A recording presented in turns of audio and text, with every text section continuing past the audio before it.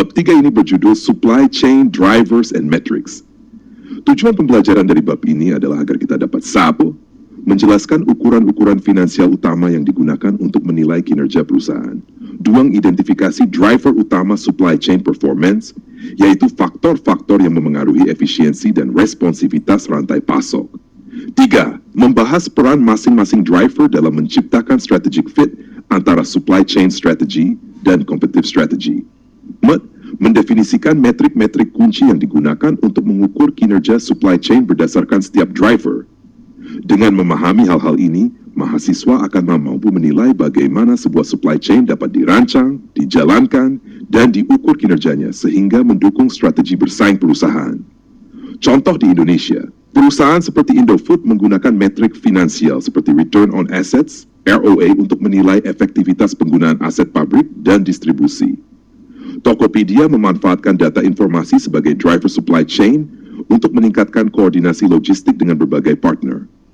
JNE dan SI Sepat mengandalkan metrik lead time dan on-time delivery untuk menilai performa transportasi dalam supply chain mereka.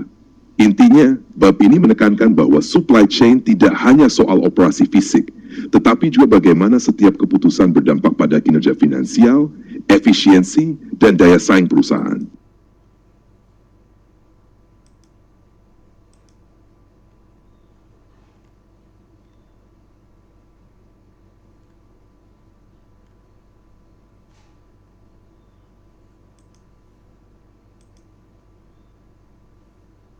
Dalam menilai kinerja supply chain, kita tidak hanya melihat kecepatan pengiriman atau tingkat persediaan, tetapi juga dampaknya terhadap kinerja finansial perusahaan.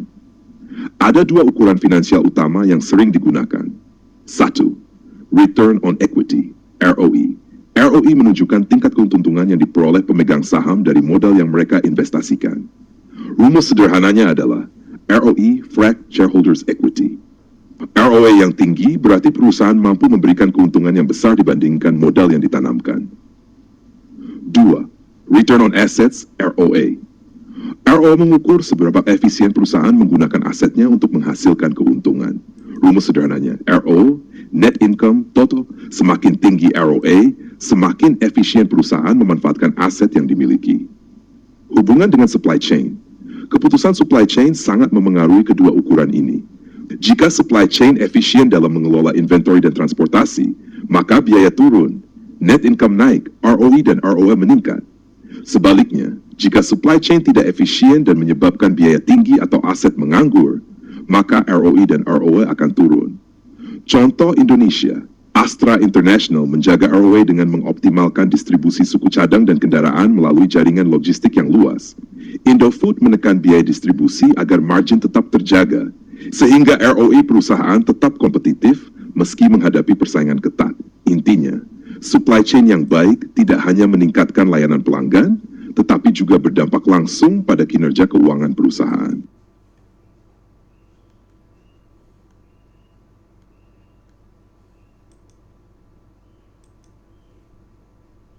Return on Assets, ROA, adalah ukuran yang menggambarkan seberapa besar keuntungan yang dihasilkan perusahaan dari setiap dolar atau rupiah yang diinvestasikan dalam aset.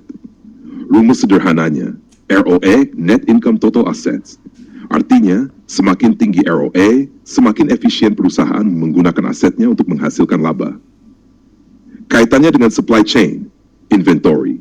Semakin besar inventory yang tidak terjual, semakin tinggi aset yang menganggur, sehingga ROA menurun. Warehouse and transport, biaya tinggi untuk gudang dan armada bisa meningkatkan aset tetap, tetapi jika tidak diimbangi efisiensi, ROA bisa turun. Receivables, jika piutang pelanggan tidak segera tertagih, aset perusahaan terkunci dan tidak menghasilkan laba. Contoh di Indonesia, Unilever Indonesia berhasil menjaga ROA tinggi karena inventory perputarannya cepat. Produk kebutuhan sehari-hari, sabun, pasta gigi, makanan ringan, selalu laku, sehingga aset berupa stok tidak lama mengendap. Sebaliknya, beberapa perusahaan properti bisa memiliki ROA rendah karena aset tanah dan bangunan bernilai besar, tetapi tidak langsung menghasilkan pendapatan hingga proyek selesai terjual. Jadi, keputusan supply chain seperti seberapa banyak inventory disimpan, bagaimana distribusi diatur, dan bagaimana cash flow dikelola sangat menentukan tingkat ROA.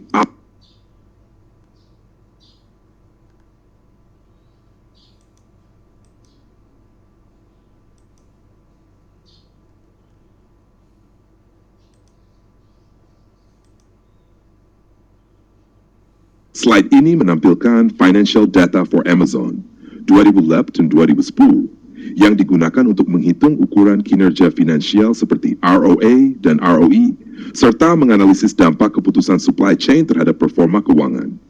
Data utama, pendapatan bersih, naik dari 19,16 juta menjadi 34,240 juta. Net income meningkat dari 645 juta menjadi 18,2 juta. Total aset dari 18,19 juta 2008 menjadi 18,79 juta. Stockholder equity naik dari 2,6 juta menjadi 6,8 juta 2010. Implikasi pada supply chain, pertumbuhan penjualan, revenue meningkat signifikan, menunjukkan keberhasilan Amazon dalam memperluas pasar dan memperbaiki distribusi. 2. Biaya dan efisiensi, cost of goods sold juga naik, menandakan beban supply chain besar, tetapi tetap diimbangi dengan efisiensi operasional. Aset, inventories naik dari 1,99 juta ke 3,22 juta 2010, menunjukkan kebutuhan stok yang lebih besar untuk mendukung variasi produk dan kecepatan pengiriman. MAT, profitabilitas, net income meningkat, tetapi rasio terhadap aset perlu dilihat lebih jauh melalui ROA. Contoh perhitungan ROA Amazon 2010. ROA kuat net income, total S 152, laprok 6,1%. Artinya setiap satu aset yang dimiliki Amazon menghasilkan sekitar 0,061 laba bersih. Pelajaran penting, supply chain decisions seperti peningkatan inventory, investasi gudang, dan teknologi distribusi langsung tercermin pada laporan keuangan. Amazon menyeimbangkan responsiveness, stok lebih besar, pengiriman cepat, dengan efisiensi agar tetap menghasilkan ROA yang sehat.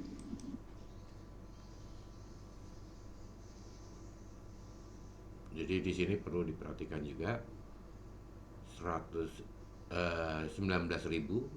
menjadi 34.000 itu meningkat ya.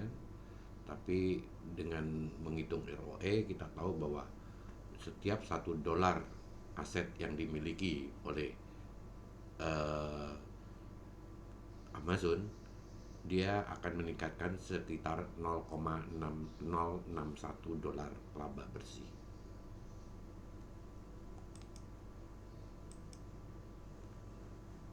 Nah sekarang financial measure of performance di APT ya.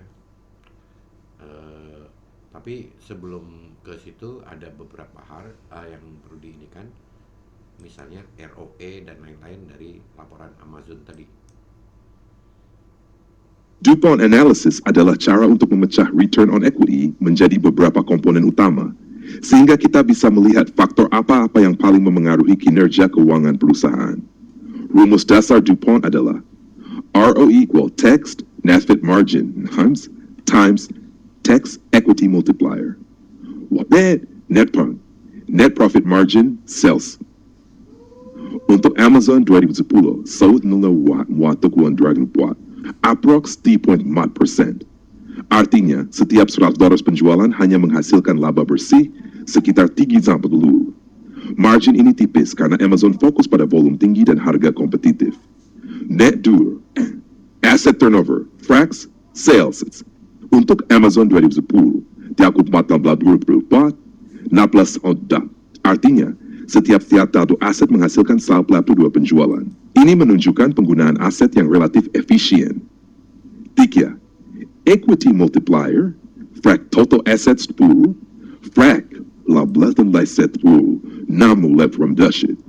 Artinya, Amazon menggunakan lever utang dalam struktur modalnya. Setiap satu modal ekuitas didukung oleh 2 gambloblum aset. 4. ROE Amazon 2010. ROE 4.03 tahun 2.7 prox 7 18% ki. Margin tipis, yang tipis, tinggal membangun asset turnover yang tinggi 1,82 dan leverage yang moderate 2,74. Amazon berhasil menjaga ROE yang sehat dengan strategi supply chain berbasis volume, efisiensi aset,